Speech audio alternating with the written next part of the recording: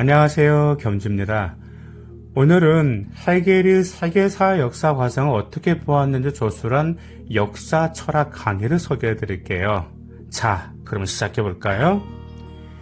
19세기 초 독일, 나아가서 유럽의 사상계를 장악했던 헤겔은 고대 이후 지금까지 거의 모든 철학 사상을 자신의 비판적 관점에서 체계적으로 정리하여 인류 사상의 꽃이라는 찬사를 받는 위대한 사상가입니다. 1770년 독일의 슈투트가르트에서 태어난 헤겔은 정신현상학, 논리학 등 철학세에 빛나는 여러 저술을 남겼지만 그의 사상은 난해해서 쉽게 다가서기가 어렵죠. 그래서 그의 철학은 몇몇 철학자를 제외하고는 많은 사람들로부터 정당한 평가를 받지 못했습니다. 하지만 여기 그의 역사 철학 강의는 일반인들에게 그의 사상 세계의 접근을 용이하게 해주는 하나의 통로 역할을 하고 있습니다. 이 책을 통해서 우리는 헤겔이 독일 철학자 가운데 한 사람이라는 피상적 알면서 벗어나 인류에게 의미 있는 선물이 그에 의해서 만들어졌음을 보게 됩니다. 역사 철학 강의는 헤겔의 제자 가우스가 편집하고 후에 헤겔의 아들이 개정 중부한 책으로 머리말과 서론을 포함해서 동양의 세계, 그리스의 세계, 로마의 세계, 게르만의 세계라는 4개의 부분이 차례로 서술되어 있습니다.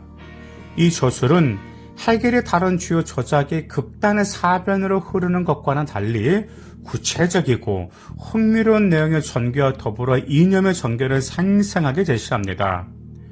여기서 헤겔은 역사는 우연한 사건의 배열이 아니라 역사를 꿰뚫고 흐르는 이성의 필연성에 의해서 지배된다고 주장하며 세계사가 인간의 자유를 실현하기 위해서 시대적 단계들을 거쳐서 절대 정신으로 지향해온 바를 구체적으로 서술하고 있습니다.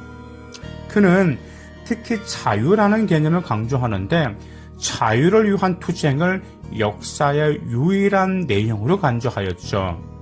그래서 세계사란 곧 자유의식의 진보라고 하였습니다. 이처럼 역사 과정이 자유를 실현 나아가는 보편적 성격을 지니지만 헤겔은 얼핏 보면 어울리지 않게 생각되는 인간의 욕망, 정열, 관심 등을 인류의 역사적 행위를 일으키는 동기로서 인정합니다. 그는 이러한 모순을 해소하기 위해 역사적 이성이라는 것이 동시에 여기에 작용하고 있다고 합니다. 즉, 개인은 자신의 욕망을 충족시키면서 자유를 전진시키는 보편적인 일을 수행하고 있다는 자기의 이기적 목적을 추구하는 주관적 개인의 행위를 통해서 보편적 목적이 실현된다는 개체와 보편적인 변증법적 역사관을 제시합니다. 그에 의하면 역사의 궁극적 주체는 세계 정신이며 역사의 전개 단위는 민족이라고 언급하죠. 따라서 세계사는 민족 국가들의 역사이며 역사 과정의 변증법적 발전은 민족 국가들 간의 대립에 있다는 것입니다. 각 국가는 민족 정신과 세계 정신을 국가 고유의 집단 의식 속에 표현하며 각각의 민족 정신은 세계 정신의 발전을 산 계기를 나타내는 것이죠. 따라서 민족 정신들 간의 상호작용이 세계사를 구성하는 것입니다. 즉, 민족 정신의 전변이란 단지 세계 정신의 자기 전개 과정이라고 헤겔은 주장하죠. 이처럼 역사 과정을 자유 이념의 점진적 성취 과정으로 보는 헤겔은 민족 국가들의 갈등을 불가피한 것으로 생각했습니다. 그래서 각 시대는 하나의 특수한 민족 국가가 그 시대의 세계사에서 지배적인 민족이 됩니다.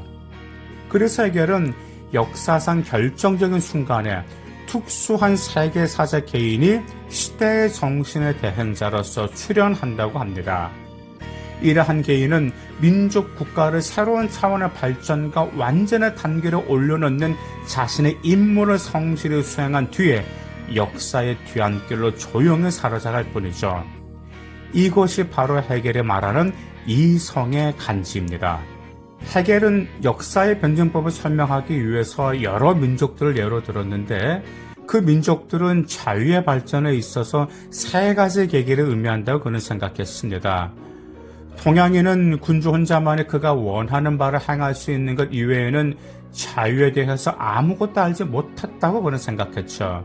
또한 그리스인과 로마인은 시민의 개념을 알았으나 이 지위를 단지 소수에게만 제한시켰고 다른 사람들은 노예로 간주한다고 생각했습니다. 그래서 기독교 영향을 받아 인간 그 자체가 자유롭다는 통찰을 발전시킨 민족은 게르만 민족이라는 것이죠. 헤겔은 자유의 발전에서 세 주요 단계 상응에서 세 가지의 전형적인 국가 형태를 구별합니다. 즉, 동방세계는 단지 이름만은 자유로웠으며 그리스 및 로마의 세계는 약간의 사람만이 자유로웠고 게르만 세계에 이르러서야 비로소 만인이 자유롭게 되었다는 것입니다. 그리고 이들에 상응하는 정치 형태는 차례로 전제정치, 민주정치, 군주정치라고 헤겔은 말하죠. 물론 동양세계에 대한 그의 피상적인 검토라든가 게르만 민족의 우월성을 암시하며 입헌 군주제를 옹호하는 그의 견해는 비판의 화살을 피하기는 어려울 것입니다. 그러나 이러한 한계에도 불구하고 헤겔은 이 책을 통해 과학적인 역사 고찰의 길을 열었다는 점에서 높이 평가되고 있죠. 감사합니다.